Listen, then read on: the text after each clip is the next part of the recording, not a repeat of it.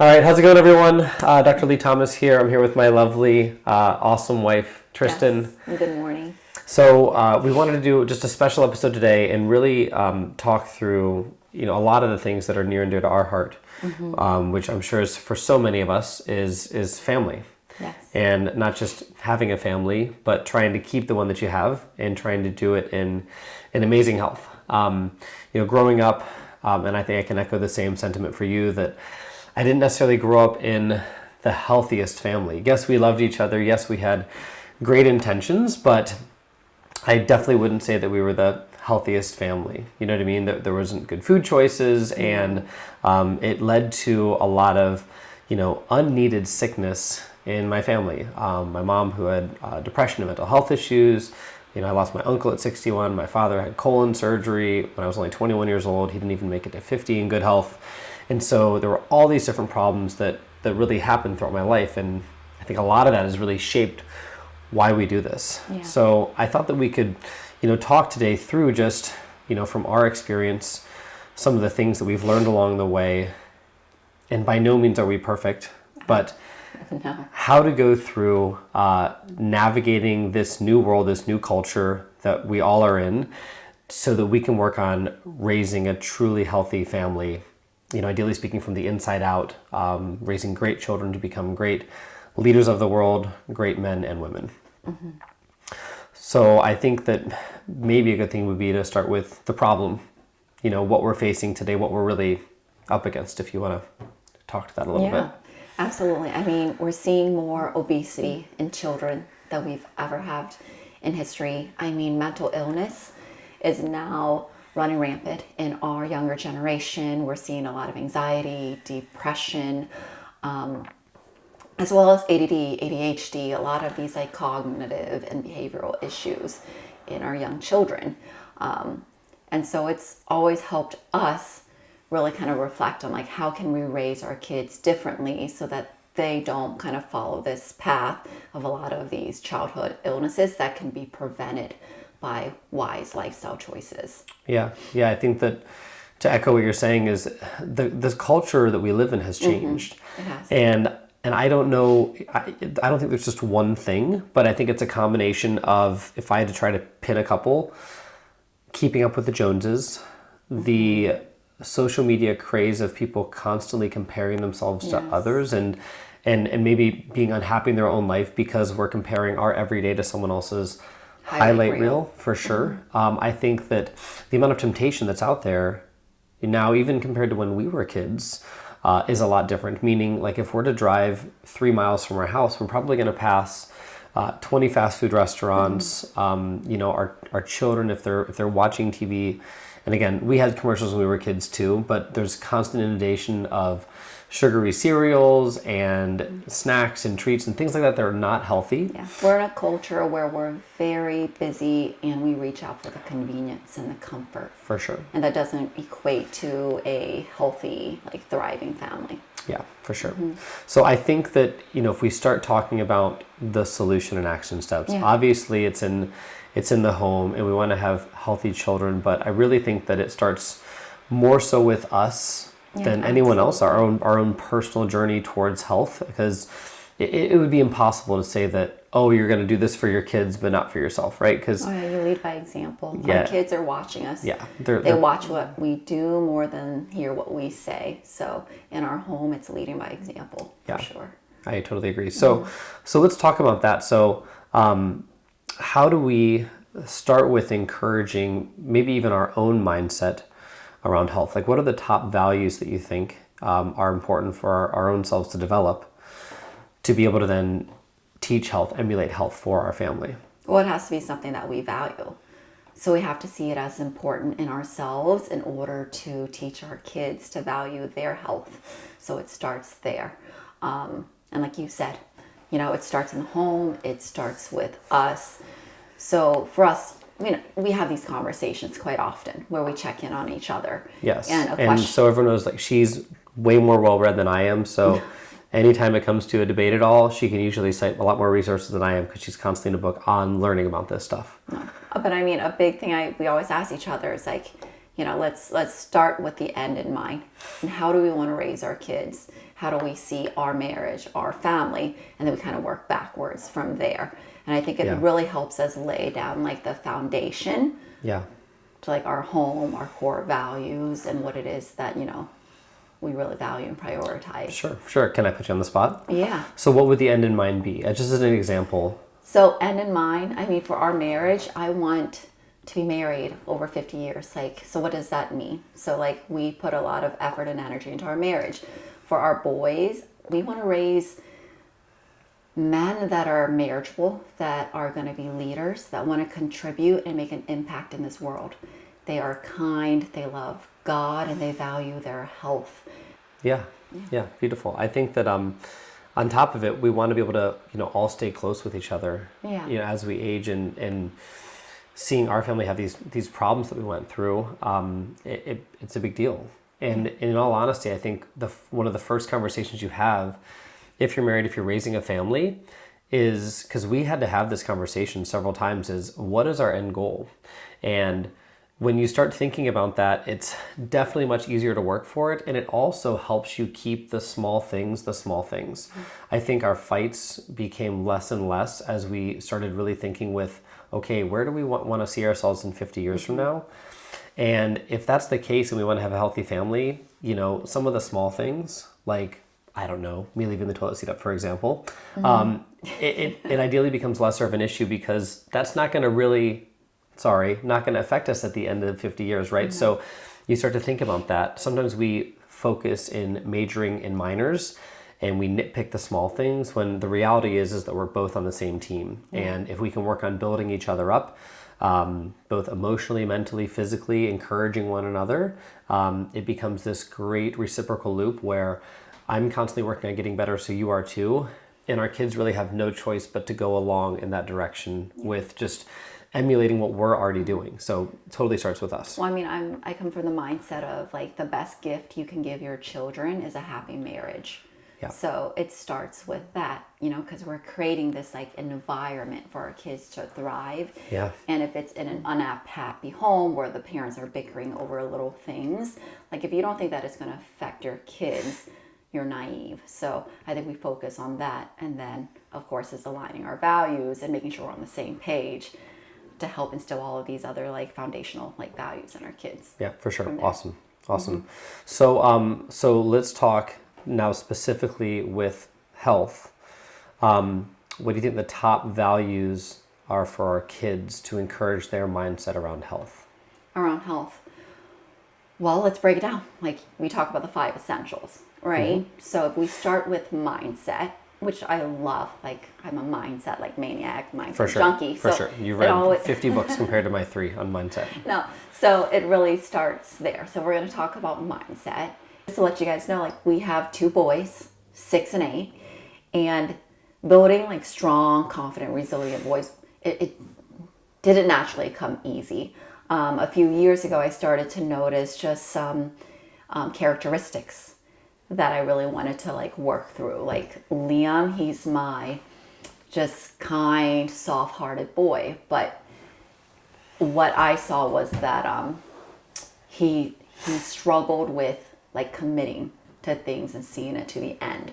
When things got hard, he would whine and want to quit. And I'm sure a lot of parents can kind of resonate with for sure. that, right? Yeah. I like whining and quitting too when it gets hard. Yeah. It's an easy thing to do. And then Landon, this strong-willed boy, but he was kind of combative. And if he didn't go into something thinking that he would win, he wouldn't even try.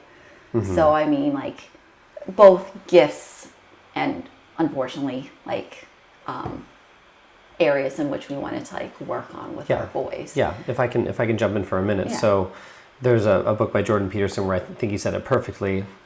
I guess my mistaken thinking with being a first-time dad and raising kids is that something in the back of my mind always resonated, or always heard this quote that was like, children are born perfect, they're little angels. They're not. Your job is just to not mess them up. And I always questioned that because I was like, geez, what am I doing wrong? I thought these kids were supposed to come out perfect. That's what I'd been raised hearing. I don't know where it was, whether it was from someone else or from church or something like that. But then in his book, he talks about like 12 rules for life. And one of the rules is children are born evil and selfish, and literally, if you think about it, initially we're naive. We are trying to survive. We're trying to carve out a place for our own person, and the job of parents is not to keep this perfect little angel from getting corrupted. It's actually the other way. It's that they're born with many selfish tendencies, many egocentric tendencies, even self-deprecating tendencies. When it comes to health, we're born craving sugar and salt and fat because up until 200 years ago, when we got refrigerators, or 150 years ago, we were starving. So we have to teach them how to be successful in this new culture. And as soon as I started thinking about it that way, it was like, oh, we have to be hands on the wheel the whole time. We can't have a laissez-faire commitment to raising our kids. It's got to be focused in there. So gritty kids, determined kids, kids who are really diligent with their health, because if they didn't, there's no way they're going to luck themselves into being successful in this world. Yeah. And I can only speak from like my own personal experience. So I know as a parent, something that I was found guilty of was I tend to overpraise my kids, or I tend to jump in and rescue my kids at the first sign of struggle. Yeah. And it was like this realization is like, if you come to your kids like rescue and aid at every second, it doesn't allow them to build that confidence and that internal self-confidence. So one tip that I live by, or that's constantly in like the back of my mind when I'm raising these kids is, in order to raise them with grit, like allow them to struggle, allow them to get frustrated, because with that comes resiliency.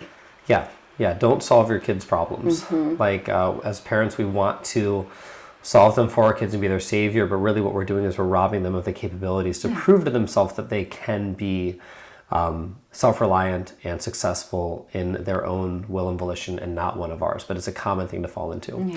Let's talk about some of the fundamentals when it comes to health too. So, moving your body and fueling your body.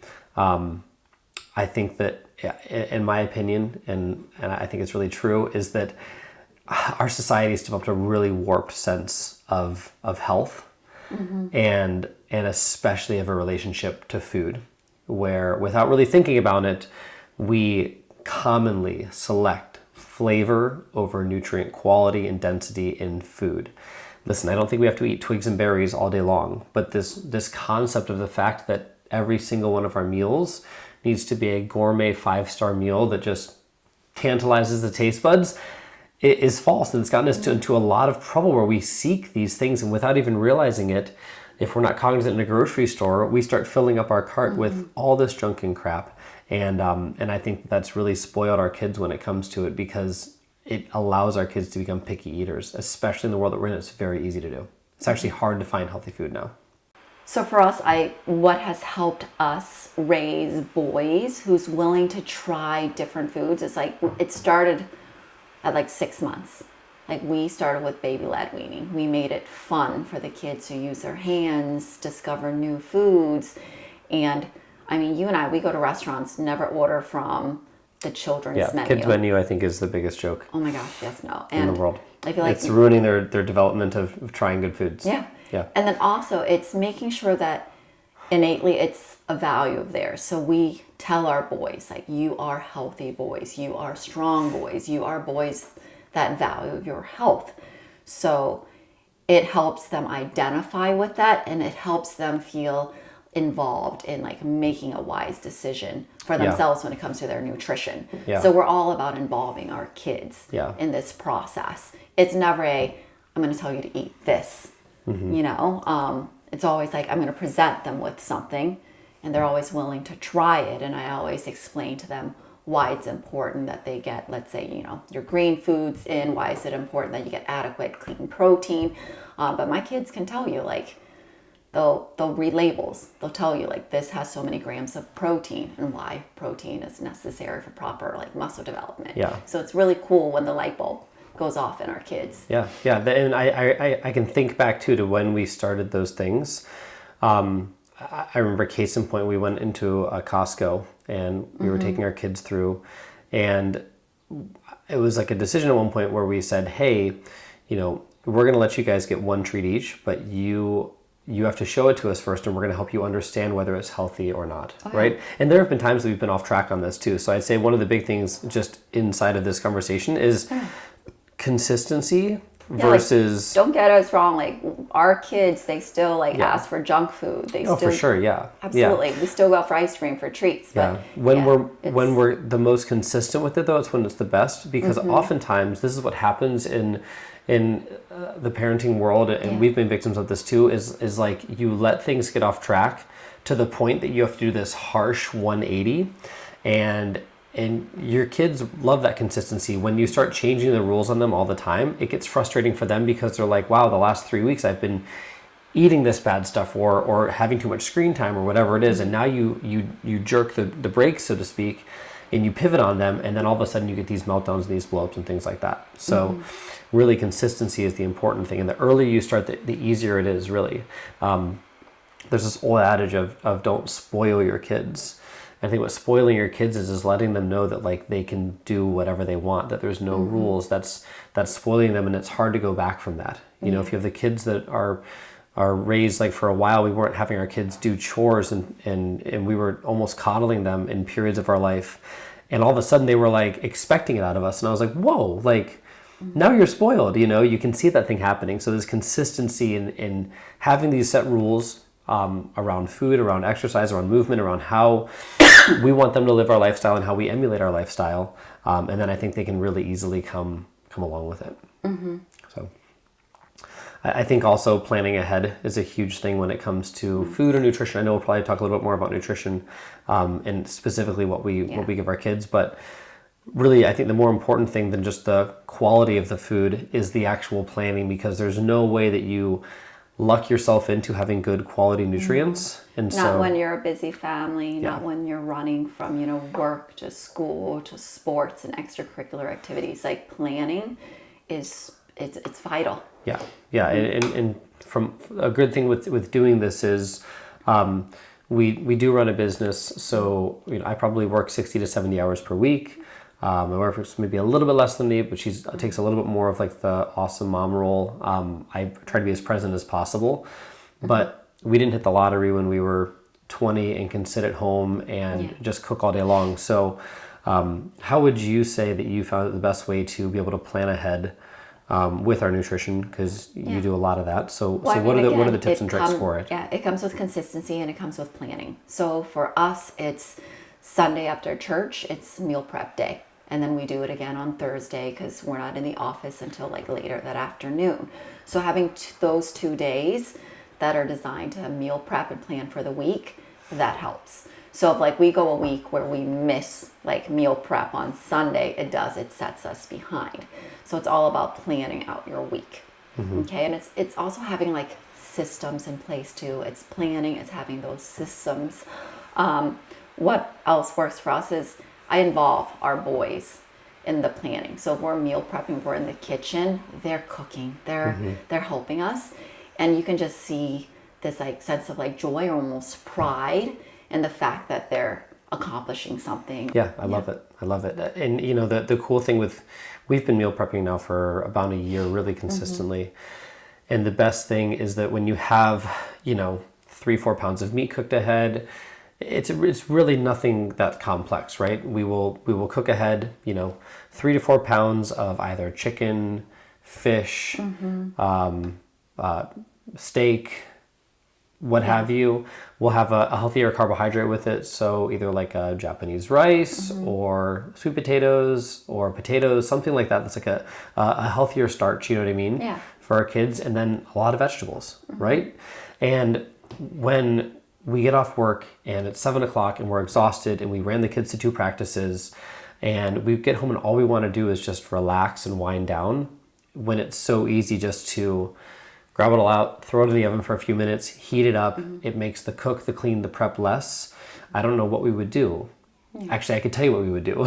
We would order a pizza. You know what I mean? We would go to those things, and it's like we all have good intentions until the fault of planning catches us. And so meal prepping is a really simple thing where if you haven't started it before, you just pick a great protein, some of a carbohydrate, something that's a little bit healthier overall, and then great vegetables, right? So Like just remember this thing. KISS. Keep it stupidly simple. Is stupidly I a word? love that. Keep it stupidly simple, or says keep it stupid. Keep it simple. Silly is what I've heard. Keep it simple, stupid. It's all of those things. Okay. If you guys want some great resources for meal prepping, our Max Living resources are amazing. So if you're a patient in our office, you started with a guide that walks you through a lot of really healthy meal recipes. That's a lot of what we cook from. If you're not a patient, message us if you want more information. We'd be happy to help you with it. There's also great recipes online, on Facebook, on Instagram. If you follow us, or there's a lot of other good people out there that have some amazing recipes. I mean, you wouldn't believe how much easier it is getting to get an understanding of good nutrition and how to plan ahead. Okay. So the last thing that I'll talk about with this is, I think, what to prioritize, right? So with our kids and wanting to help them develop into strong men, is a priority of protein first. Okay, we're constantly building muscle.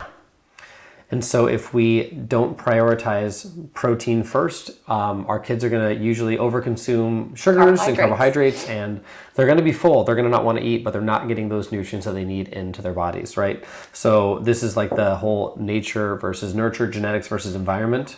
If our environment's not great and we're not getting enough of these nutrients, we're not going to grow as much as we want to, right? So protein's always the priority. And then the next thing is high quality nutrient foods, right? So we want to go with tons of different colors of the rainbow when it comes to vegetables. Again, the earlier you start introducing these things and making it a mandate that they try something new with every meal, it's going to become easier, okay? Our bodies are primed to like sugar, salt, and fat. Okay, so we don't necessarily like starchy carbohydrates. So the problem is that if we only do the crappy foods, they're not going to want them. And who would? Who wants a piece of broccoli over a candy bar, right? So you've got to work on developing the mindset behind it, and then it becomes easier to make all these things applicable. Okay, I'll say the last thing on it real quick is that the other big thing with healthy food, healthy diet is who they surround themselves with.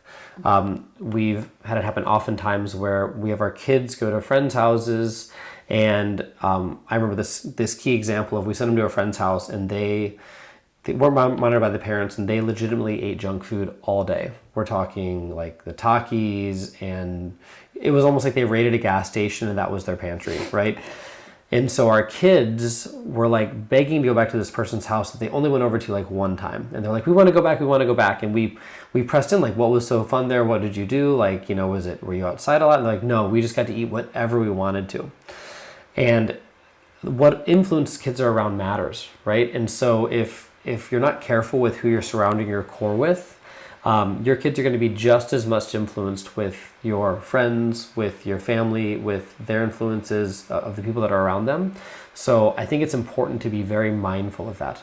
Okay, our aim and goal is to surround ourselves with like-minded people. There's going to be a lot of harm to face in the world. Our kids are going to have to face a lot of adversity. But while we develop their foundation, we want to try to keep it as close-knit as possible. And not to say that our kids don't get some junk food every once in a while, not that we don't ever take them out for ice cream, but we want to teach them that that is the exception to the rule and not something that you do 5, 6, 7 days a week. So it becomes this awful habit that us as adults have trouble breaking. We're the result of our childhood. And so as a kid, I could really eat all the junk food I wanted. And that made it hard, right? For me as an adult to reverse those. So if we can really help set our kids up well for that, it's going to be so much easier for them to be healthy as adults. Our bodies are made to move, and we live in a culture right now where we obviously haven't been moving as much as we want to. Yeah. And also this is where it's important to get your kids into activities. So we scaffold our boys' schedule to make sure that they're not just spending time at home, on the couch, on a screen. Rather, after school, they are out we do play dates. We still go out for hikes. We go hit a new park or playground. My boys love soccer. So we do soccer 3 to 4 times a week. I mean, it's cute. At nighttime, Lee has this game of high and low with the boys where it's wrestling on the bed and them jumping over pillows, ducking under pillows. So like movement and activity is a really big thing for our family. And yet it goes back to leading by example. Since, they were 2 and 3, I always made it a point to involve them when I'm working out. Like I want them to see dad and mom work out. I want them to see that it's just a value that we have as a family. Yeah. Yeah. So fit parents are more likely to raise fit children. You're 100% correct that it starts with us. In fact, there was a study done by the Columbus Dispatch a few years ago that found that kids today on average, even if they're fit or not, they're 15% less physically active than their parents, right? And then an NPR study found that the average kid in the mile compared to 45 years ago is 90 seconds slower. Yeah. So with the advent of technology, what we have to realize is we are not as active as we were. So filling your schedule with as many active things as possible is the absolute necessity. Yeah. So, but then also on that note, it's making sure that you don't overpack your schedule too.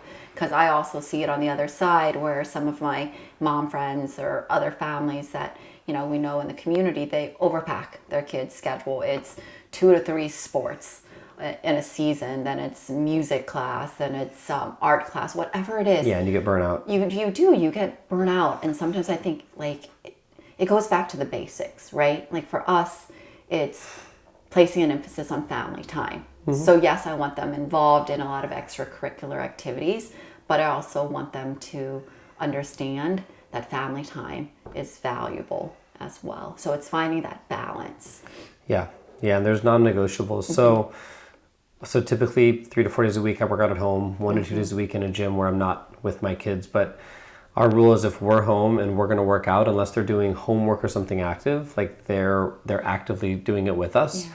And it was really cute when they were 2 or 3, they just kind of like flub around. But like now, they can do some awesome they can do burpees, some cool things, some push-ups and squats. You're just slowly watching them get better in it. So I think all these are awesome. But again, it's just this consistency, right? And just creating this culture where they feel this as a norm, right? And it didn't start that way, it's but making it fun too. Like we make it fun. I mean, trust me, there are days when they're like, we don't want to work out with dad and mom, but we would switch it up and we'll do our bike rides or we'll go for a family walk after dinner. So it's just figuring out ways to like pivot and make it fun and engaging for your kids.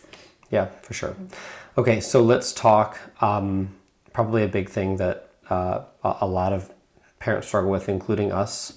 How do we do all of that, and what is your thought on screen time technology with kids? And we've obviously had issues with it in the past. I think anyone right now who says they don't is lying.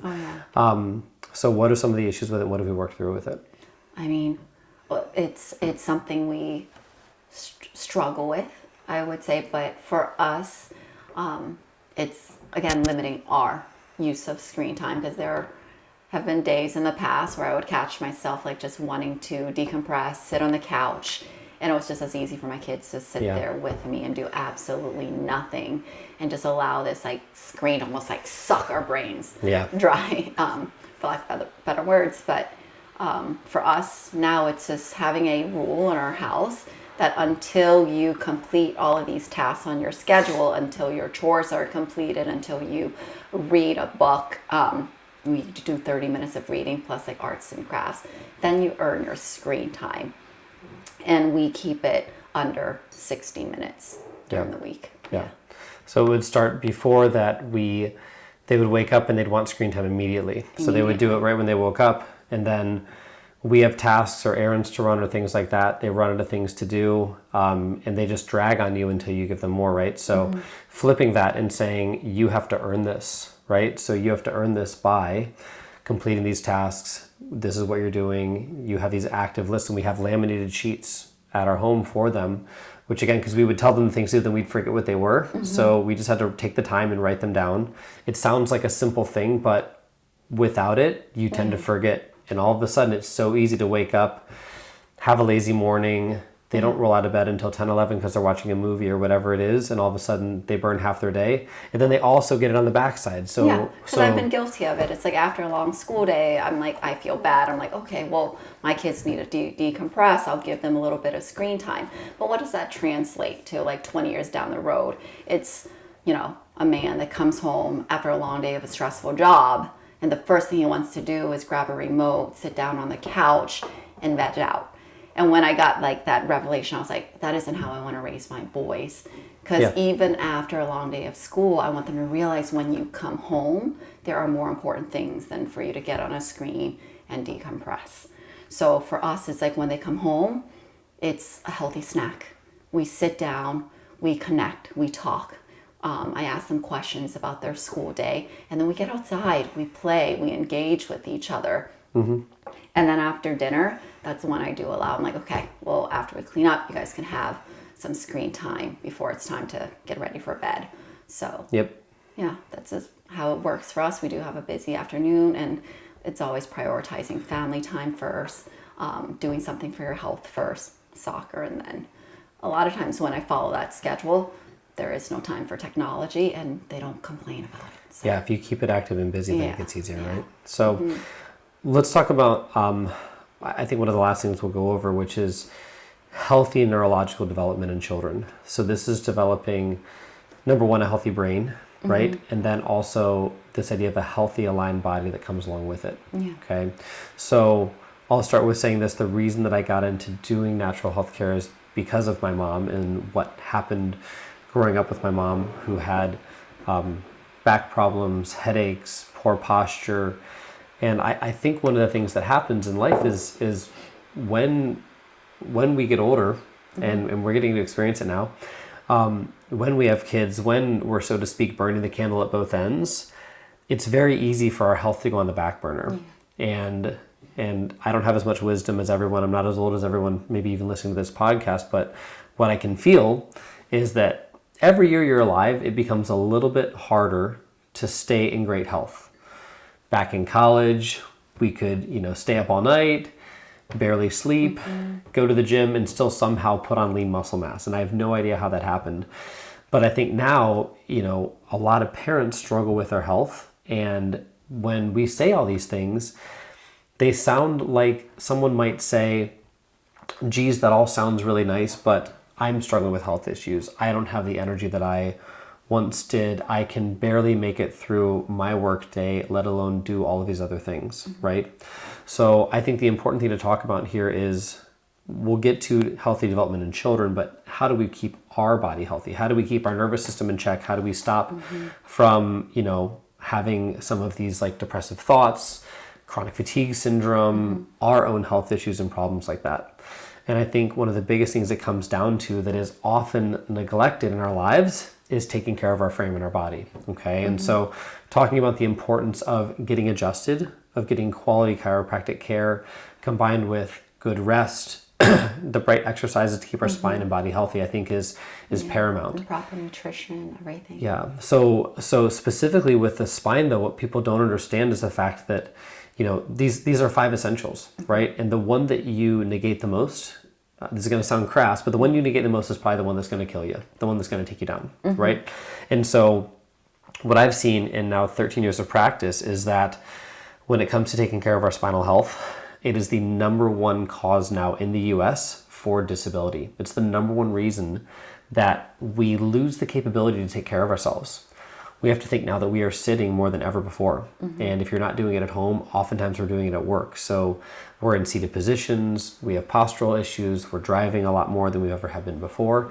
And so our posture is starting to turn into this hunched and hunched forward position. And that's creating a lot of problems and issues. So I think getting adjusted and being in a wellness center where you can take care of yourself is vitally important. Not only to help your body stay aligned, but to reduce a lot of the things that stop us from being able to work out and having the energy that we want to, right? So your body's got to have a normal spinal alignment as an adult, and you've got to work on taking care of that because gravity every year is pushing down on us. And then I would say the same thing is in kids. If we want our kids to develop healthily, we have to make sure that their neurological patterns are developed well. And that's largely speaking through a healthy spine in the beginning. Yeah, start them young. I mean, Yeah. So like for us, the moment Liam was born, after That's our first son. yeah, I held him and we did skin to skin contact, but within minutes I handed him over to his dad to get him adjusted, because we knew that the sooner you get your spine checked and aligned, and checked for like misalignments, the better you are in proper spinal development. Yeah. What a lot of us don't realize is that the first 6 years of life is when we have more spinal trauma than any other time. And so, number one, there's the birthing process. And these are going to sound like crazy statistics, but they're true. 80 to 90% of children have some type of mild to moderate birth trauma. And so if you're thinking about it, in the beginning, a lot of kids have problems. It's what causes colic. It's what causes kids not to be able to latch properly and turn their head appropriately.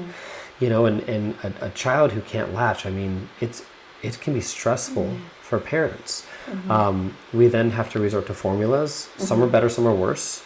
But we always tend to think that if you can breastfeed your child with good, healthy nutrients, it's the ideal way to go, right?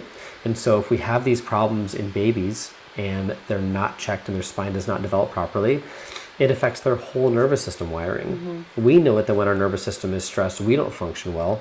Think about that in the first 3 to 5 years of life, when proper brain-body development for muscle control, for agility, for dexterity, for coordination, for healing, if that can't work properly, right? And then you go into our, out of the baby stage where we're learning how to walk and run, and that's where even more traumas happen.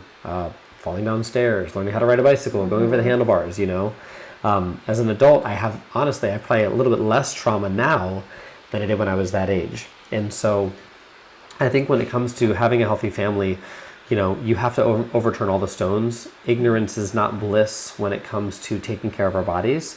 And most people I know are diligent with taking care of their teeth and having their teeth checked regularly by a dentist who's a professional in that realm.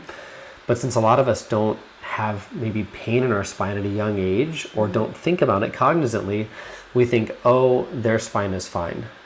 But having done this for 12 years now and having backgrounds in scoliosis and postural care, what I can see is that the kids who get their spine checked from 0 to 6 years of age and do the right work at that point, not only is it so much easier to get them aligned properly, but their chances of developing into healthy adults with less issues and problems, it's so much better overall, because you can catch them and fix them before they go through puberty and grow 3 feet and have, become a man or a woman, whoever they are. And it's a big issue, I think. So when it comes down to it, there's all these essentials. There's having a healthy mindset, there's eating properly, there's exercising, there's minimizing toxicity, which goes into the whole environmental aspect of it. And then there's taking care of your frame and spine and core and nervous system.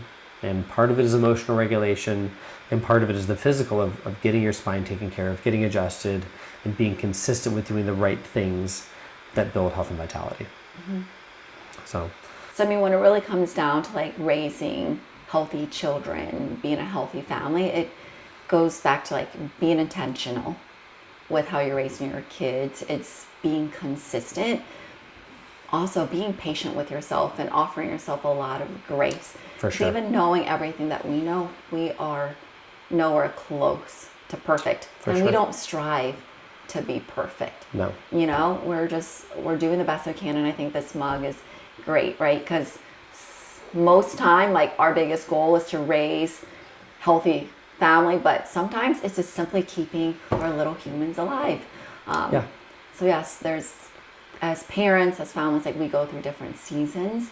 So it's being able to embrace your season, coming together, reflect on what's going well, what are some of the challenges, and then to work through those. And making sure that it aligns with your family values.